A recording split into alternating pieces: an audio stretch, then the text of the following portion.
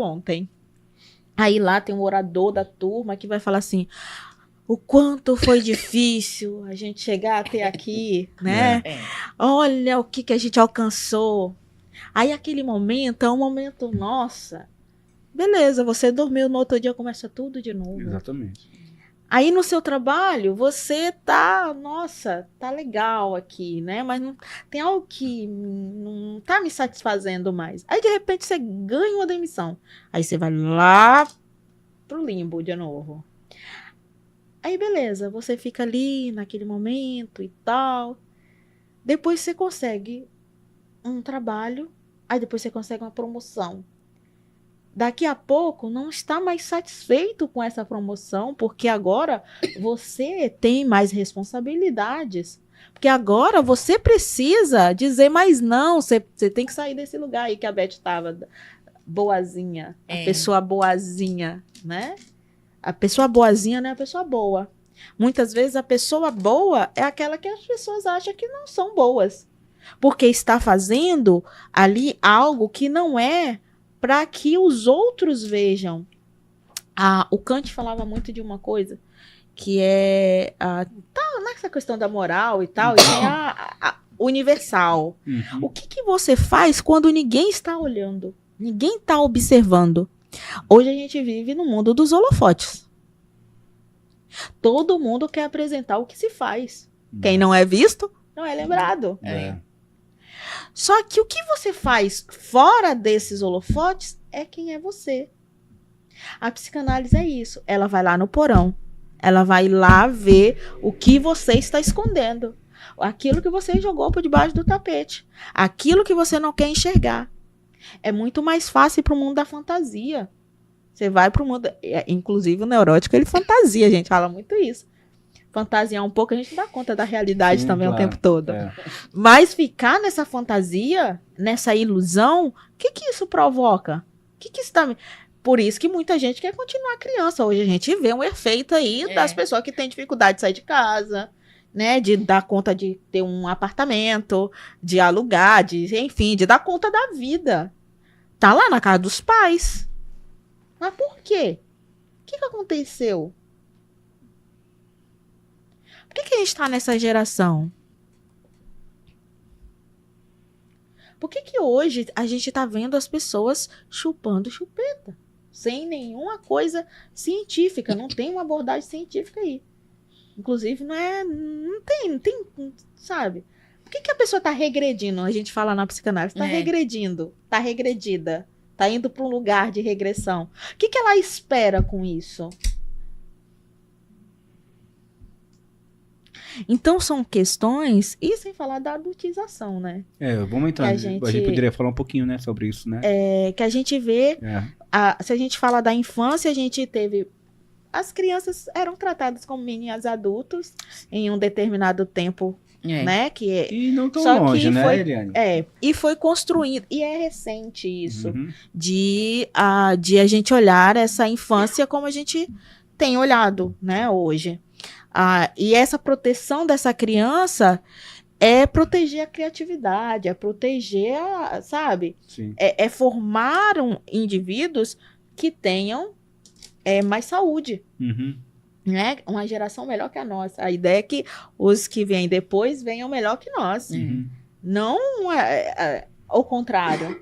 Então, a gente está vivendo, nesse momento, a gente tem visto, principalmente aqui no Brasil, né, crianças que têm comportamentos adultos. E por quê? Olha que ambivalência. Os adultos se infantilizando e as crianças querendo ser adulto. As crianças querendo, não. Os pais querendo. Os pais querendo, ou os responsáveis querendo, ou as pessoas que estão ali em volta dessas crianças. Por quê? Isso gera engajamento. E por que tem gerado engajamento? São perguntas. Por que a gente dá engajamento para essas questões? Por que a gente acha bonitinho? Como que a gente trabalha essas demandas que, pelo menos quando a gente viu no vídeo lá do Felca, né? Ele trazendo algo que a gente já trabalha há muito tempo, a gente já fala há muito tempo. Exatamente. São questões que a gente tem abordado, Mas olhar para isso, olhar para essas crianças é olhar para o adoecimento nosso. Nós, adultos, é olhar para nosso adoecimento. Como que a criança vai me gerar um engajamento? Por que eu vou dar para a criança a responsabilidade que não é dela? Né? De sustentar. Tem crianças que sustentam a família. É assim. É lógico, né? A gente não está aqui. Né, não, mas é um ponto para se falar, né, Eliane? Até porque é o hype do momento também, né? Sim. Mas assim, se a gente for olhar, tem um rastro aí, pra gente pegar dos anos 80 para cá, principalmente da televisão e tudo mais, muito grande, pô. Muito grande. Que agora, se a gente for olhar, é uma novidade. É que naquela época, lá nos anos 80, lá, ou até os 90, na boquinha da garrafa, a gente não tinha ainda essa percepção que a gente tem hoje. Então, se falar igual bom nordestino, se a gente for escavucar, aí ninguém se salva aí não, filhão. Não. Porque o que acontece? Lembra que é um conceito novo ainda, de infância? O conceito de infância foi mudando. Você vê que até nas fotografias, quando tirava aquelas fotografias antigas, as crianças se vestiam exatamente. Era mini adultos. Sim. Era como os adultos. Essa noção da infância, ela foi sendo construída ao longo dos processos. Tem toda uma história. As famílias que tinham condições aí, dava essas crianças um período para as amas ficavam com essas crianças, e depois essas crianças, depois de uma certa idade ali, que já estava podendo ter uma certa autonomia, trazida de novo para a família. Então, a gente vai passando por processos, por questões de como a gente cuida dessa criança. E por que a gente antes não cuidou dessa criança? Isso é até metafórico. Como que eu tô tratando essas crianças, essa criança que há em mim? E por que essas crianças geram desejo? Talvez essa coisa da pureza, que a gente cria também, a gente constrói isso, né? A gente não foi construindo isso? Essa coisa da inocência, né? Não tem algo também que mexe com o fetiche aí das mentes aí humanas? Então, olhar para isso, olhar para esses conceitos, é lógico, lá nos anos 80, né, nos anos 90, nós tínhamos outros pensamentos.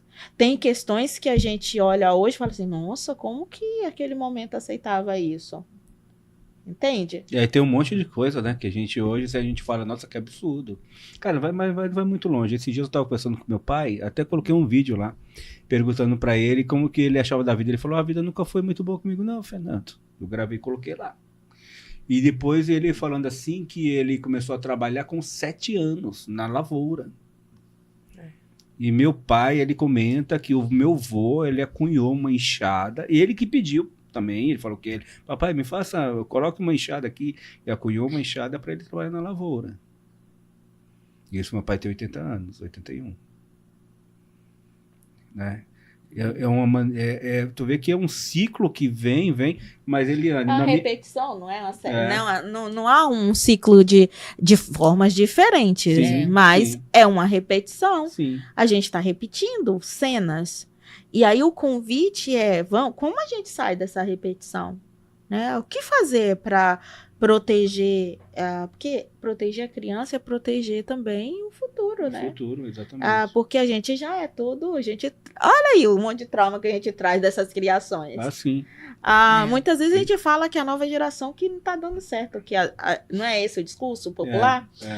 Mas quem criou? Quem que está criando? Quem está dando certo é quem vem dessas gerações. Que era uma geração muito rígida, extremamente rígida, que foi criar a nova geração com suas faltas, com seu narcisismo. Freud falava assim que quando você gera um filho, você tem acesso ao seu narcisismo primário, que é aquela coisa da onipotência que eu acabei de falar aqui. Então, é aquela pessoa que queria jogar futebol, mas desistiu. Alguma coisa aconteceu, ele não conseguiu ser um promissor. Aí tem um filho, fala, esse meu filho vai ser jogador de futebol. Só que o menino não quer ser jogador de futebol. Ele quer ser outra coisa. Eu achei engraçado, Eliane, que ontem, naquela hora da supervisão, que o Adriel falou assim, eu tô vendo duas Beths. Eu lembrei justamente sobre isso. Que quando a Lohane começou a crescer, eu quis colocar ela no balé. Porque como eu não tive oportunidade de fazer, ela teve que fazer o balé. Mas quem queria o balé? Eu, né? Sim. Não ela. Mas eu me vejo isso todo dia. Meus filhos estudam no SESI, eu levo eles pro SESI, a minha filha já tá terminando lá, né? E aí eu fico lá, pensando, caramba, eu queria ter sido isso aqui quando eu era criança. Eu queria ter um estudo desse quando eu era criança. E fazia das tripas coração para os meus filhos terem um estudo que fosse suficiente. Que eu lembro, né? Hoje, graças a Deus, eu trabalho na indústria devido a um curso de química que eu não sabia o que era química. Foi o meu compadre, o Helder, acho que você conhece. A gente foi atrás de um curso, a gente tinha ali seus 14, 15 anos, em Santos. Fomos num lugar, estava fechado, não tem, mas tem uns cursos ali, a gente foi para lá fazer. Por quê? Né? E hoje a gente olha e fala, caramba, cara, a gente não tinha estrutura nenhuma para uma pessoa para nos guiar. Lógico, eu tinha meu pai, mas meu pai não sabia o que era isso, cara. Aí mesma coisa, aí começa a repetir de novo. Começa a repetir de novo. Interessante. Onde que a gente vai parar, Eliane? Você que é uma mente pensante aí da turma. Nós somos mentes pensantes. Não, Todos nós somos mentes pensantes. Assim, tete a tete com Einstein. Quem dera. Não, com Freud, com Lacan. Tá bom? Quem dera. Então tá. Eu tenho que... verdade, Eu tenho que aprender muito, né? Ainda sou uma bebê nesse caminho aí de aprendizagem.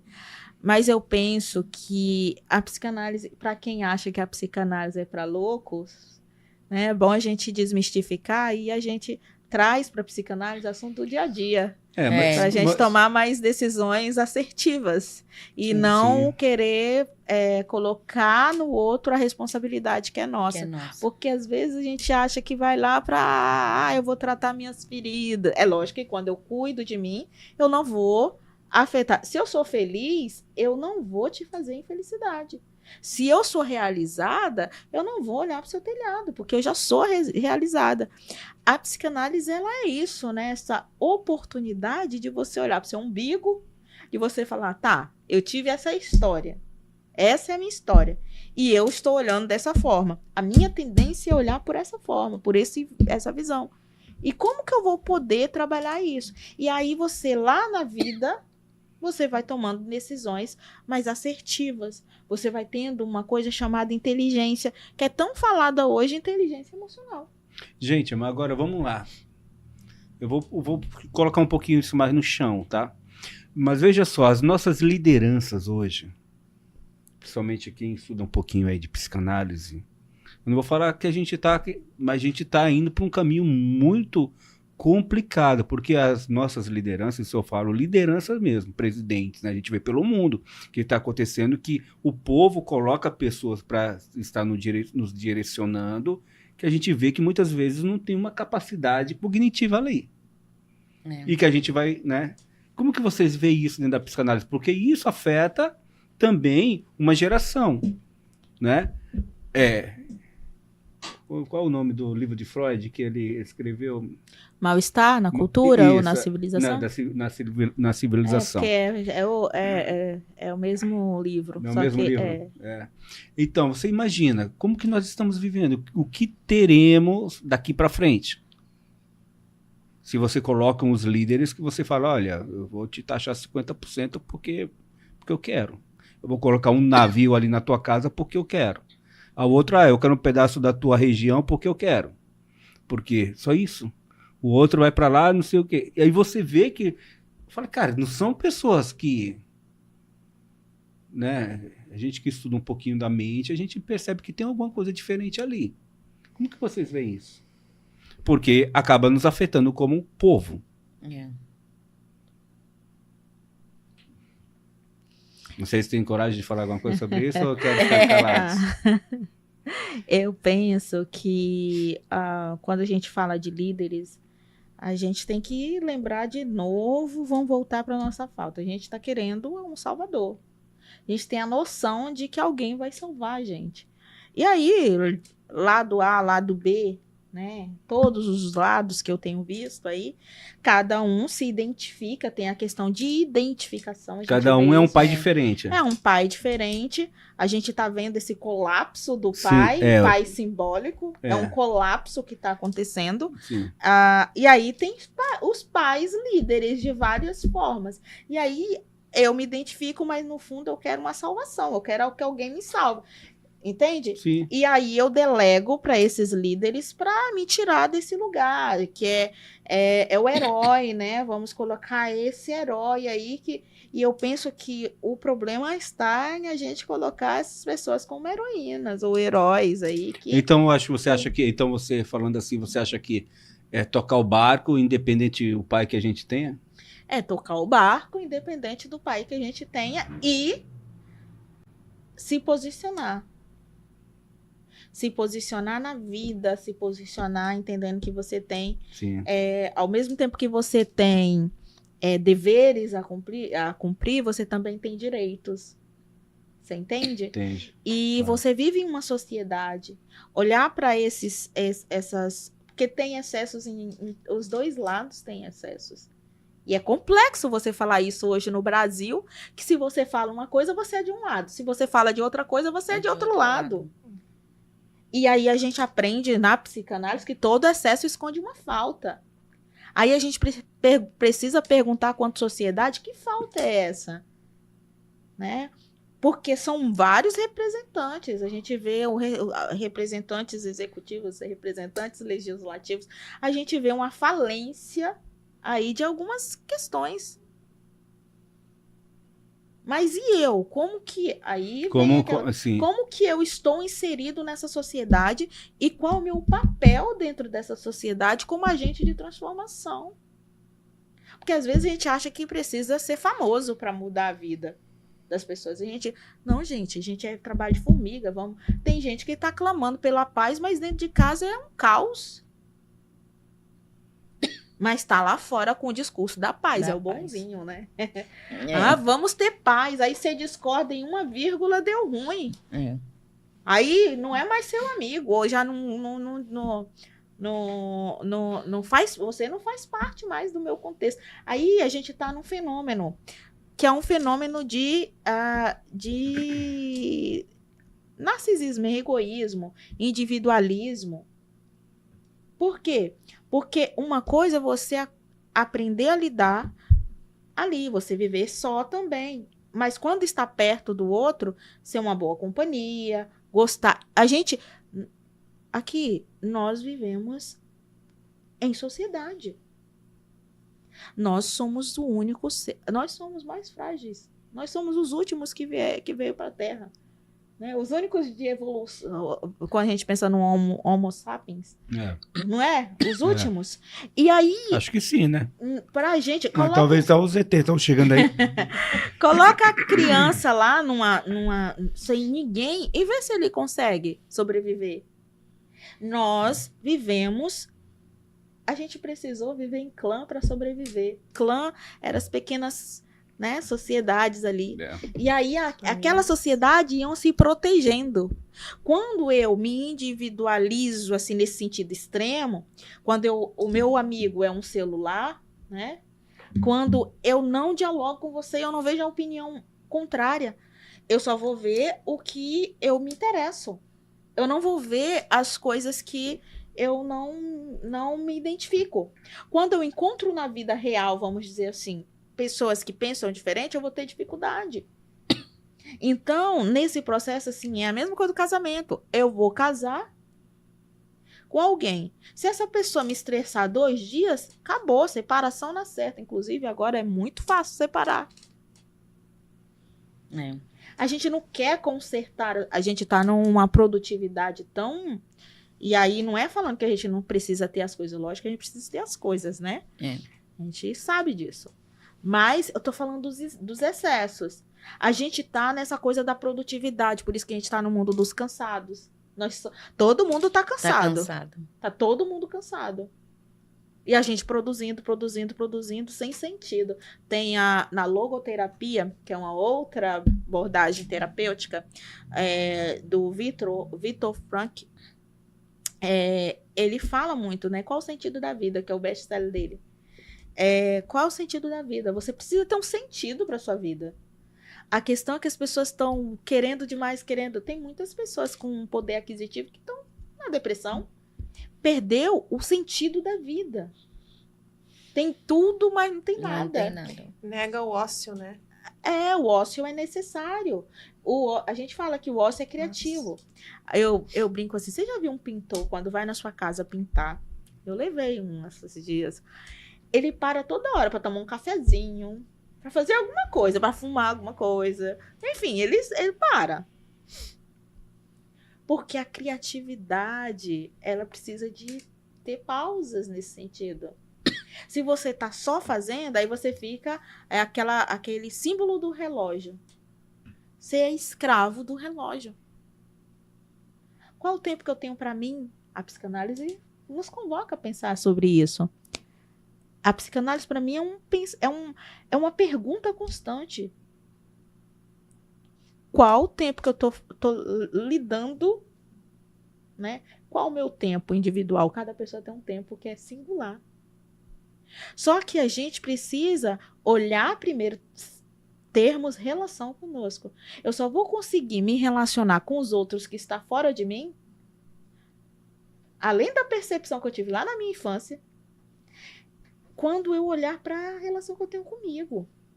E aí, por isso, o psicanalista vai para a infância? Não. É porque você está preso, você está trazendo aquilo o tempo todo. Então, eu preciso olhar para isso. Né? Eu preciso ver... Aí você vai ajustar o tempo no lugar certo.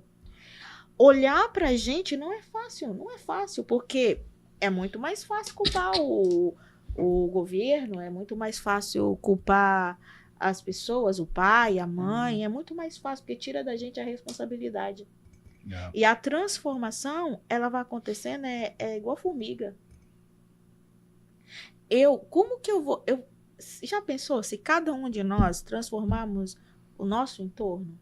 O que é transformar? Às vezes você liga para uma pessoa, você liga para um amigo, né? E ele não te responde, E aí ele vai justificar o seguinte: porque hoje ligação, você tá me ligando? Né? As pessoas não dão mais, assim, uma satisfação. Coisa de educação, assim. Não é que você tem que dar satisfação para todo mundo, mas a gente tá perdendo o cuidado com o outro. A gente não cuida mais do outro. Você se comprometeu a ir em um evento, você boicota o evento. Por quê? E não se justifica. Você não fala, olha, não aconteceu isso, aconteceu. Não é pro outro, não, é para você, sabe? E aí se o outro indaga, você vai falar assim, não, é porque tá me questionando muito, tá me cobrando demais. Mas não. É lógico que ao mesmo tempo você tem que saber aonde você vai.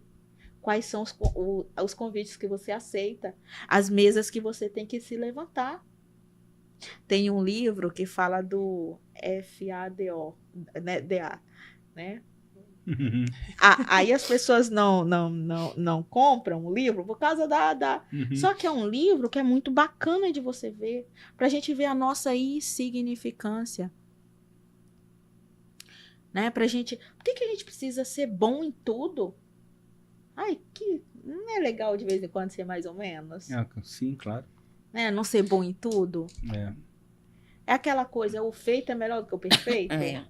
Às vezes você tá nessa coisa da perfeição e nada sai. E aí você fica criticando o outro, sua rigidez é maior. Quanto mais eu sou rígido com o outro, mais eu sou rígido comigo. Eu sou escravo de mim. Então, olhar para isso é olhar para essa sociedade que a gente está vivendo. A gente está vivendo nessa sociedade onde a sociedade dos relacionamentos líquidos, como diz Bauman, né? A gente está vivendo na sociedade do fast food. A gente não se alimenta mais legal, porque a gente precisa de tempo, a gente precisa ganhar tempo, e fazer comida leva tempo. A gente precisa esperar cozinhar, a gente precisa esperar ali. Então, a gente está vivendo nessa sociedade adoecida, Só que a gente acha que isso... Aí olha que loucura. A gente acha que isso é legal. A gente tá acostumado a achar que isso é lindo. Que é perfeito, que é o certo, né? Umas coisas tipo assim, você tem que acordar 4h55 da manhã pra correr. Calma aí, velho, não consigo. São as performances. Aí não dá, mano. Não é meu, não. Eu prefiro dormir até um pouquinho mais tarde. Né? Não, mas para você ser um cabra bom, tem que fazer isso. Tomar banho gelado. Banho gelado. Não, talvez pra pessoa sim, mas pra mim não dá, né? Cada um com o seu Cada um jeito. com o seu problema. Se vira aí, com o seu banho aí, né? Tá dando certo, então vai firme. É. Né?